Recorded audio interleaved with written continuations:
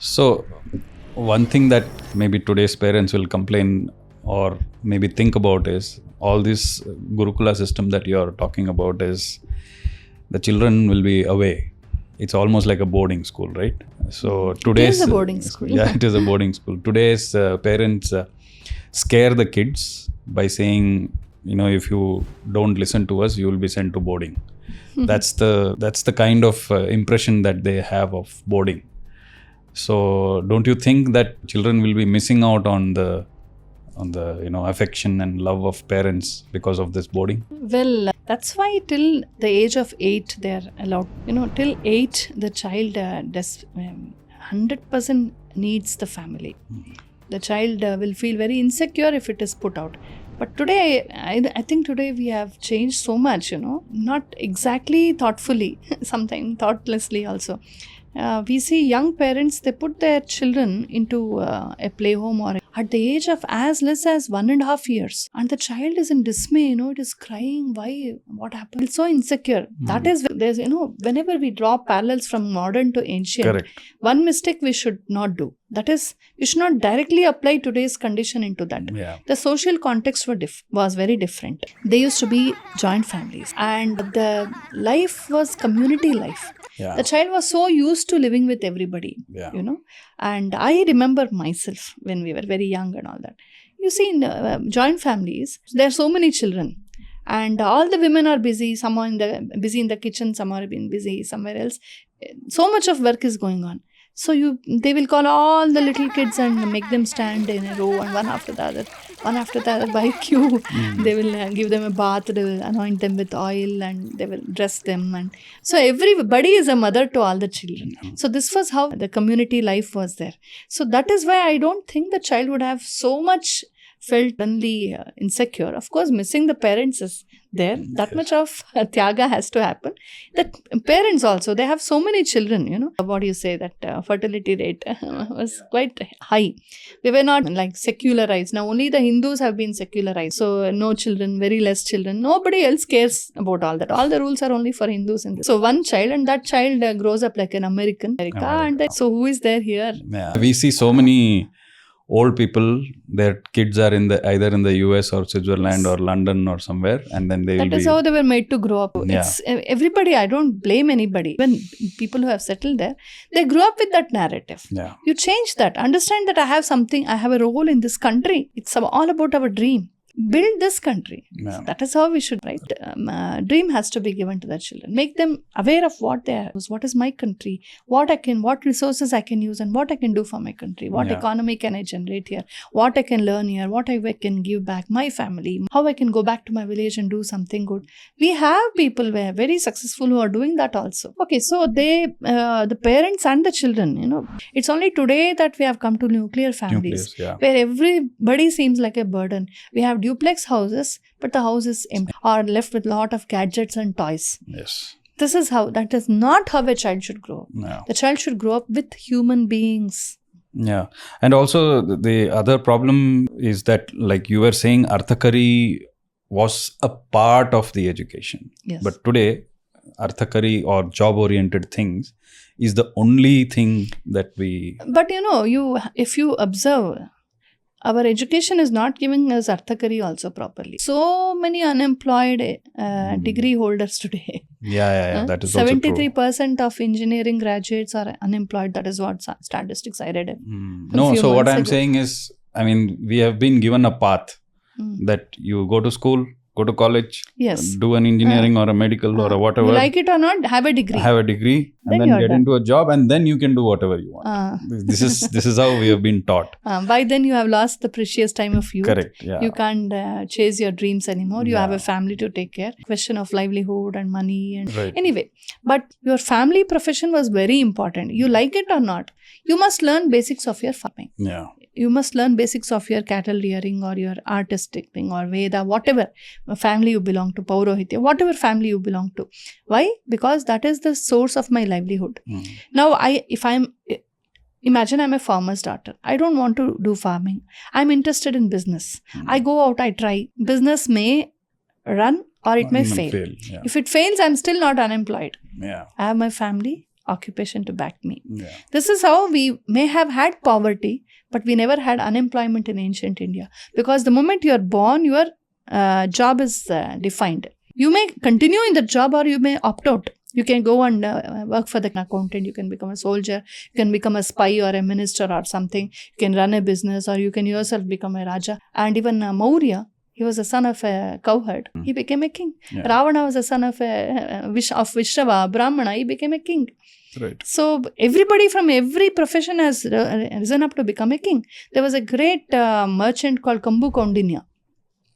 He was a Brahmana, turned into a merchant, Vaishya, business. Yeah. Then he became the king of Cambodia. So like this, it was, look, prescriptions are there, but the options were also there. Correct. We see that nobody was like suffocated into that. Yeah, it was not watertight. Yes. It was not rigid. Yes. People could Yes. move through different professions. Yes. You see, even in the Brahmana Kula, you have the Vaidika Brahmanas and the Laukika Brahmanas. Yeah. Some Brahmanas used to become clerks, accountants. They could become advisors for the king, ministers, or they could become teachers. They could teach anything. Yeah. Any Vidya. They could teach chemistry, they could teach metallurgy, they could teach anything. Yeah. First, like, you are a teacher, that's all. But you should not charge money for teaching. Everything was free. So how will you sustain? The Raja gives you money. Yeah. And the public gives you money. Patronized by the public Yes. and the Raja. And there's a rule, even to this day, to some extent we see, if you go to a temple, a gurukula, and such places, you should never go barehanded. You Yeah. must offer something there. Yeah. And the Shishya, after getting the education of so many years, he can just grow some vegetables and give it to the Guru and say Namaskara. The Guru has to happily accept that. The Shishya should not take it for granted. He gets it free. The Guru should not demand a particular fee, but he should give it free. But his Gurukula is sustained by the king and the pay. There's a mandali there. Yeah. Lot of donations come in. And Sanatana Dharma is full of dana. That is how our Sanatana Dharma, even to this day, today we don't have any government support. Yeah, true. It's a lot of apathy is there because we are not the vote bank, no? Correct, yeah. They go and sit in the resorts. Right. Half of them are exported out and half of them are in the resorts. The others come and do proxy votes from outside. So they know we are not vote banks. Yeah. So that is why nobody appeases us. So how is Sanatana Dharma running? It's only because of donations. Our government temples are all being looted. What is being given there? The people there, the local people are making the utsavas happen. Yeah, sometimes I do tell people, in the temples run by the government organization, either the Muzarai department or the HRNC in Tamil Nadu, I tell people not to put the money in the hundi. Yes. I say you can give directly to the Purohitas, yes. directly to them. Yes, they are given 3,000 rupees salary, 2,000. Right. I think now it's improved a little, 1,400. Look, that's not, will he pay the fees for his children or will he pay the rent? Will he manage his medical expenses? How will he manage? Correct. That is why you see in the morning they light a lamp, do some puja and go away for some other job. Yes. They can't live. But in the past it was not like that. Yeah. People used to give a lot to them. Yeah. And the Brahmana or the teacher was not supposed to keep all the money. Yeah. He had to keep exactly how much he needs. The rest he has to do pratidana. Correct. You have those in inscriptions. Like one king comes and gives 108 villages as dana to a... The Agrahara says, I don't want so many villages. We can't manage also. Yeah. So they will identify other teachers or acharyas who are running small gurukulas, who need land, who need money, and they will give it all to them as pratidana. Yeah. But when somebody gives you a dana, the gurukula should not say no. You are allowing the person to do dana. He has to get the punya of dana. But I should not keep it. If somebody gives me 100 saris, I should not keep all the 100. It's not good taste. Yeah. Just 1 or 2, 3, whichever I need. Whatever you need. Yes, give it to somebody who's more deserving, who's more needy. Yeah. So this is how it was run. But a Rajkumara would give some land, some villages as donation. Somebody would give money, somebody would... And there's also an option for a Vidyarthi who cannot give anything, who is totally or has nothing, no material resource to give. He or she can stay back for 1 year or 2 years and do same and teach. Yeah. Either in cash or in kind. Yes. Yeah. This is a kind of system it was. Yeah. So nobody should take it for free. They have to contribute back. There's a nice saying in Taittiriya Upanishad, Vedam Anute Vasina Manushasti. So Vedam Anucha, having taught Veda, that child is ready to go and get married and settle down. Acharya Anushasti. He gives a follow-up advice. Satyam vada dharmam chara swadhyayan ma pramadaha deva piturkaryabhyam ma pramadaha matu devo bhava pitru devo. All that then. Acharyaya priyam dhanamara vivachetsi. Go get some money for your gurukula. You're going to earn, right? Don't forget the gurukula. The root. Go back and give something to the. Never break the lineage. So these ideas, they were so practical people. So this is what we have lost today. Today it's all about finger on the lips. Listen to us and speak in English. You speak in Kannada, fine for you. The child is made to think that speaking Kannada is a sin. Samskrita has been put aside. But it will never go aside because it's the heart of Bharata. Whatever these people do, they have affected it badly, but it still goes on. It's in our heart. It's a part of our DNA. Correct. They can't wash it out. So gurukulas were the places where ethics was taught, the local language was taught, and a vision for my land was taught. What do I do for my land? What Sangeeta, what new music shall I? What new type of farming shall I do? Innovation, creation, contribution. A part of it is to be given back to the gurukula, to the grama devata, and to the king as tax. That is how they grew up. That is why we had Vidyaranyas, we had Shankaracharya, we had such great people, Buddha, we had such great Rama, Krishna. Such people came up from our gurukulas. How relevant is there are some modern gurukulas that are there today. I don't want to use the word modern. Contemporary gurukulas that are there, right? So do they follow the same principles, or are they adapting to the contemporary situation it is there? Do you know any of these? Well, now we are in a transition period kind of thing. Okay. We can't expect all the gurukulas to be exactly like they were in the past. Then there was an ecosystem, the Raja and the Prajas and the Gurukula, the Mandalis which run them, and the Gurushis. Rushis are not just scholars. Today we may have scholars. One who looks beyond. He's a genius who can give solutions to problems. Scholars, they can interpret the Shastras well, but they can't think beyond and give daring solutions. Chanakya gave a solution. Vidyaranyaji, they were all rishis. But as our Gurukula system slowly diluted out, we lost the rishis. We have scholars. That is why you see scholars sometimes give very cruel interpretations also. They don't have sensitivity for the society. They just want to explain very well. So that kind of problem is there today. So they may be rishis. I don't rule. They are very good Gurukulas. I don't know how 100% they are like that. It's not possible because I told you the ecosystem is not there. Right. Today the society is not supportive. If somebody runs a Gurukula, how many people will go and donate?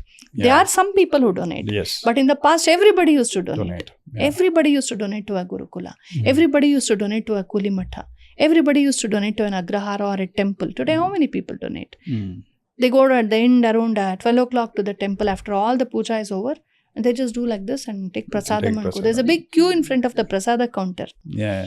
And today also, if kids are put into, let's say, a gurukulam, unless his family basically supports the first narrative that comes up, he's going to become... What will you do in the future? What will you do in the future? Yes, even I face the same problem. Yeah, and he's going to become a sannyasi or a dharmic guru, or, maybe he'll be an archaka in a temple. Yes.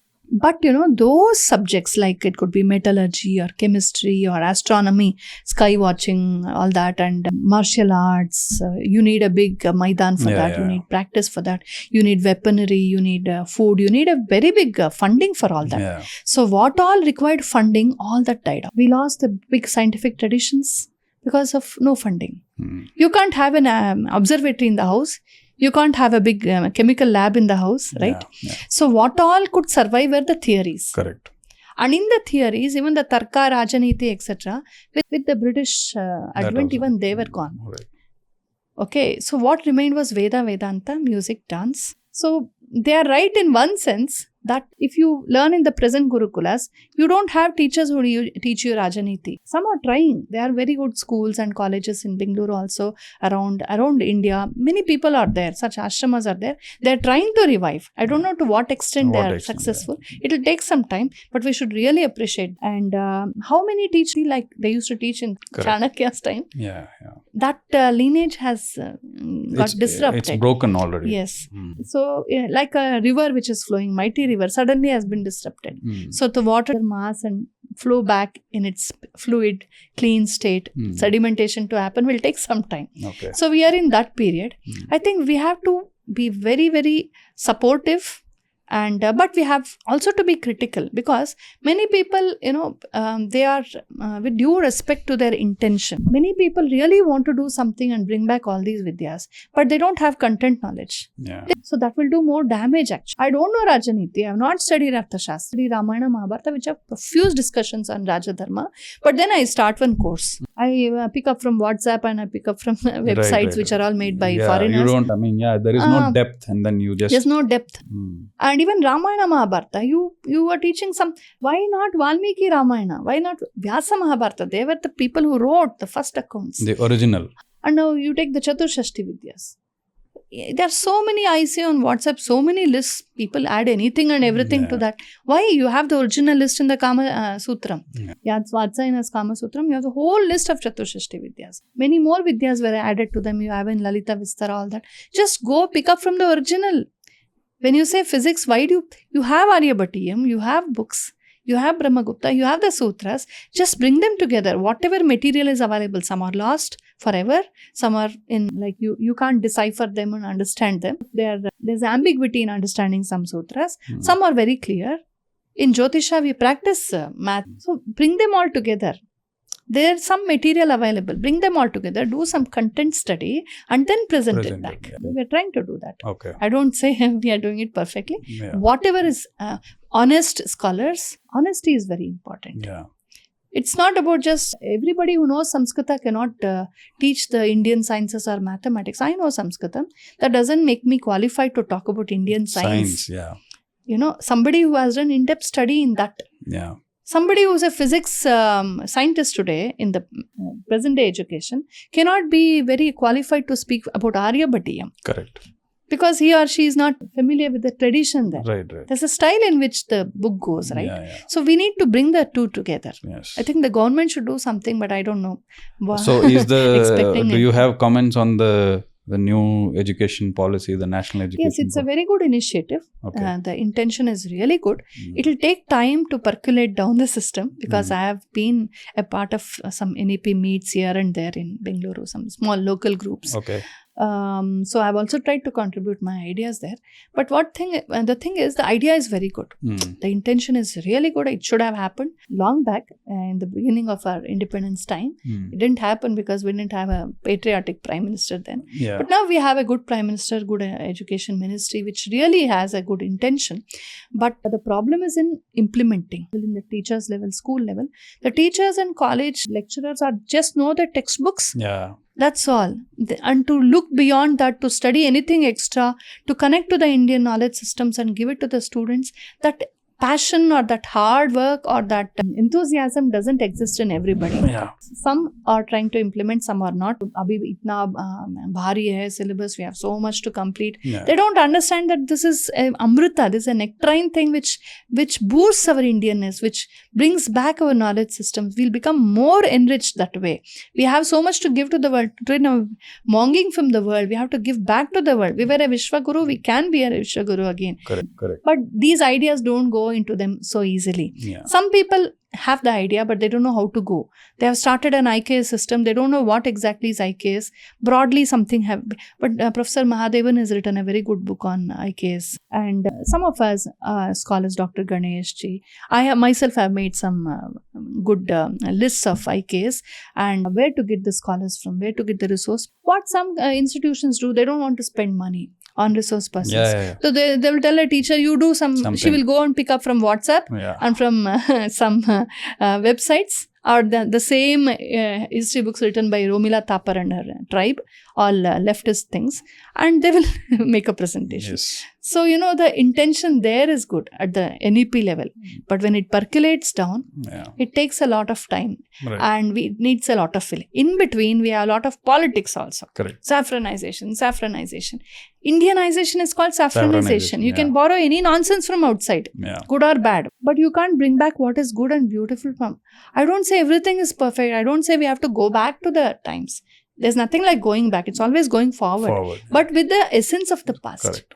Yeah, learn from history. Yes. Now, look, we are thousands of generations of human beings, right? I may be some 10,000th or 20,000th person in my kula. I don't know. But I still carry the DNA, right? Yes. This is our DNA. Bharatiyata is our DNA. Our people have to understand. But we have colonized schools. We have schools who want to convert Bharatiyas. They don't want us to understand ourselves.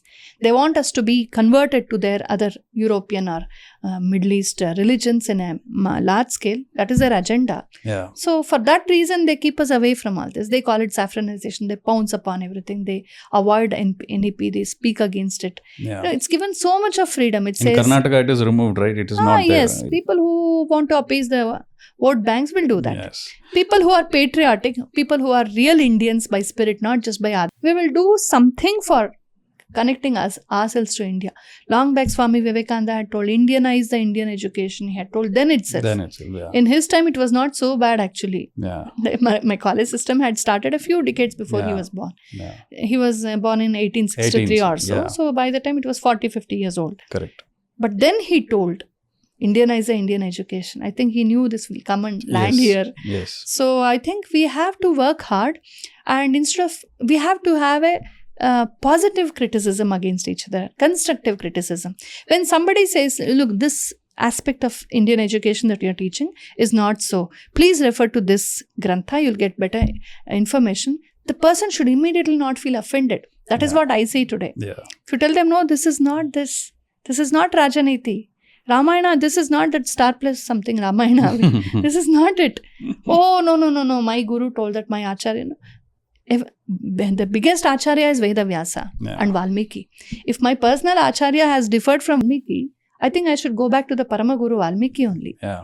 This discretion we should have. We emotionally work without content and scholarship. Yeah. Or there are scholarships which are not funded or given platforms. I see very good scholars, Sanskrit scholars, who have to go and work in a primary school, teach some simple, just for livelihood. Yeah. They have potentials to work. I don't know. But anyway, our ancestors, without patronage, without funding, with poverty, with problems, with criticism, with all kinds of abuses and all kinds of discrimination against them, have still worked on to keep our Bharatiya Vidyas alive. Yeah.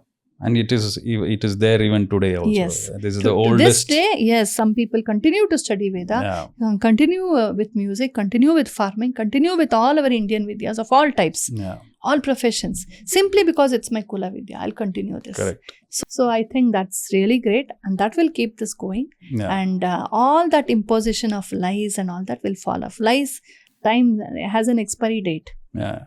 So the problems are still there. Problems are always there. But I'm still proud to say that we are the oldest living civilization in the world today. There is no other civilization which exists. Yes. I just have to add this one. The first civilization to give the world the concept of schooling is our civilization. Yes. That is the, the culmination point that you just gave. This is the thing. So thank you so much, Bhagini. Thanks a lot. As always, thank you for sharing all your knowledge. Namaste. Thank you.